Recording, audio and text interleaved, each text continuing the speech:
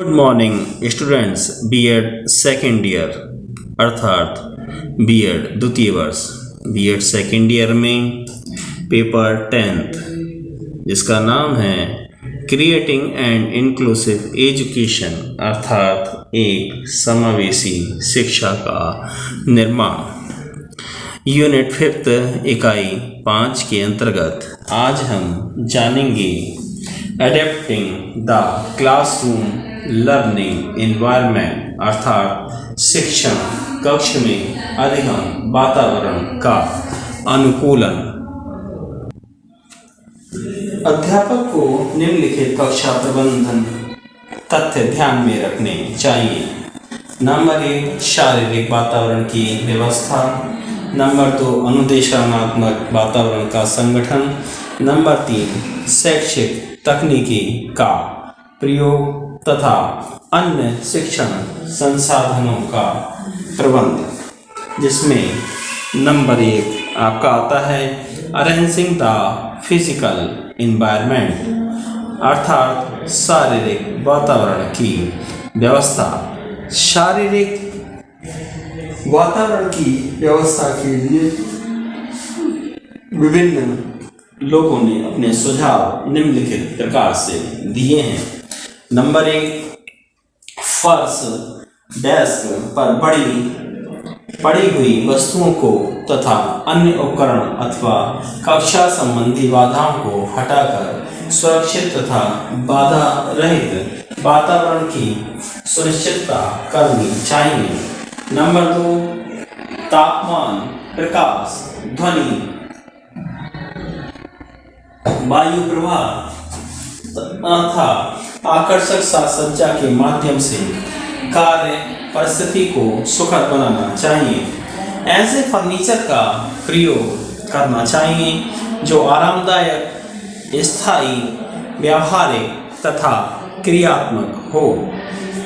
विविध प्रकार के क्रियाकलापों को करने के लिए स्थान की व्यवस्था करनी चाहिए। बैठने की व्यवस्था करते समय शैक्षिक उद्देश्यों को ध्यान में रखना चाहिए। सेकंड पॉइंट हमारा इसी क्रम में आता है ऑर्गेनाइजिंग द इंस्ट्रक्शनल एनवायरनमेंट अर्थात अनुदेशात्मक वातावरण का संगठन। कक्षा के अनुदेशात्मक वातावरण के अंतर्गत विद्यार्थियों सामग्री तथा कार्य को सम्मिलित किया जाता है। अध्यापक पाठ्यक्रम को संगठित करता है, विद्यार्थियों का समूह तैयार करता है तथा सूचनाओं का प्रस्तुतीकरण हेतु अभ्यास करता है। इस प्रारूप का प्रभाव विद्यार्थियों की उपलब्धि तथा शैक्षिक कार्यों पर भी पड़ता है। इसके मुख्य सिद्धांत निम्नलिखित हैं। पाठ्यक्रम निपुणता तथा सूचनाओं को अनुक्रम में संगठित करना तथा रुचिपूर्ण क्रियाकलापों के अनुसार व्यवस्थित करना। अनुदेशन हेतु विद्यार्थियों को उनकी बाध्यताओं के प्रकारों के आधार पर समूह बनाना तथा समय समय पर इसमें परिवर्तन करना।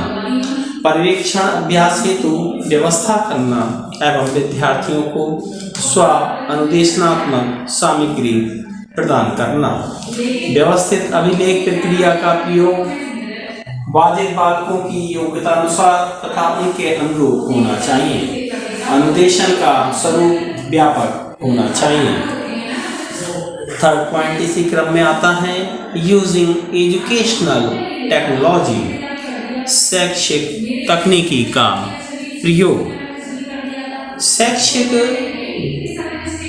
तकनीकी के अंतर्गत व्यवस्थित अनुदेशात्मक प्रविधियां व्यवहार परिवर्तन संबंधी प्रक्रिया उपकरण संबंधी उच्च तकनीक प्रेस तथा अधिगम संसाधनों आदि को सम्मिलित किया जाता है। आधुनिक प्रवृत्तियों जैसे टेलीविज़न रेडियो ऑडियो और वीडियो टेप तथा कंप्यूटर ने शिक्षा की गुणवत्ता उसकी उपयोगिता तथा सार्थकता के क्षेत्र में क्रांति लाई है। अगला पॉइंट आपका आता है 4th में मैनेजिंग अदर रिसोर्स, अन्य संसाधनों का प्रबंधन। शिक्षक समस्त अधिगम वातावरण का प्रबंधन होता है। वह आवश्यक अधिगम संसाधनों के आवंटन, संगठन तथा प्रयोग आदि के प्रति उत्तरदायी होता है, जिसमें निम्न बातें आती हैं। नंबर 1 अनुदेशन, समय और अवधि। दूसरी आती है अधिगम सामग्री और तीसरी आती है अनुदेशक। तो सबसे पहले हम जानेंगे टाइम एंड ड्यूरेशन, अनुदेशन, समय और अवधि। प्रतिदिन के नियमित कार्यक्रम को समय के आधार पर बांटना और विद्यार्थी को बतलाना कि किस समय कौन से क्रियाकलाप होंगे। कार्यक्रम से संबंधित कुछ सुझाव इस प्रकार के हो सकते हैं। निश्चित कार्यक्रम से लचीले परिवर्तनशील कार्यक्रम की ओर। आरंभ में छोटे और सरल गृह कार्य देने चाहिए तथा बाद में बड़े और कठिन गृह कार्य दिए जाएं। अधिक पसंद किए जाने वाले क्रियाकलापों को पहले करना तथा कम पसंद किए जाने वाले क्रियाकलापों को बाद में करना। अवकाश के समय हेतु योजना बनाना चाहिए। ऐसे निश्चित कार्य जो एक दिन में पूरा हो सके। विभिन्न क्रियाकलापों का निर्माण करना, नियमित कार्यक्रम बतलाना तथा उसका अनुसरण करना। पॉइंट इसी क्रम में आता है लर्निंग मटेरियल, अधिगम सामग्री का चुनाव करते समय इस तथ्य का ध्यान रखना चाहिए कि वे कब तक सुचारू रूप से कार्य करेंगे, उसका मूल्य क्या होगा, उसे कितने विद्यार्थी प्रयोग कर सकते हैं, उन्हें सुगमता से एक स्थान से दूसरे स्थान पर ले जाया जा सके, उनकी प्रस्तुति, उनका अनुक्रमण, उनका उपयोगिता और स्थायीपन में भी उसे ध्यान रखना चाहिए। अगला पॉइंट आता है अनुदेशक, इंस्ट्रक्टर। यदि अध्यापक को ऐसा प्रतीत हो कि उन्हें इन सब को स्वयं संचालित करने में कठिनाई हो रही है तो साथियों की सहायता ले सकते हैं और अनुदेशन में सुधार कर सकते हैं। अगला पॉइंट आता है गाइडेंस फॉर स्पेशल लर्निंग, अर्थात विशिष्ट अधिगम हेतु निर्देशन। कक्षा में विशिष्ट बालक सामान्य बालकों से भिन्न होते हैं, इसलिए उन बालकों पर विशेष ध्यान देने की आवश्यकता होती है। विशिष्ट अधिगम बालकों को 4 समूहों में विभाजित किया गया है। नंबर 1 प्रतिभाशाली बालक, नंबर 2 सृजनात्मक बालक और नंबर 3 मंदगति अधिगामी बालक तथा नंबर 4 और अंतिम पॉइंट है अधिगम में कठिनाई को अनुभव करने वाला बालक। इसमें सबसे पहले हम जानेंगे प्रतिभाशाली बालक। प्रतिभाशाली बालक शिक्षा के क्षेत्र में निरंतर उत्तम व्यवहार करते हैं और परीक्षाओं में अच्छे अंक प्राप्त करते हैं।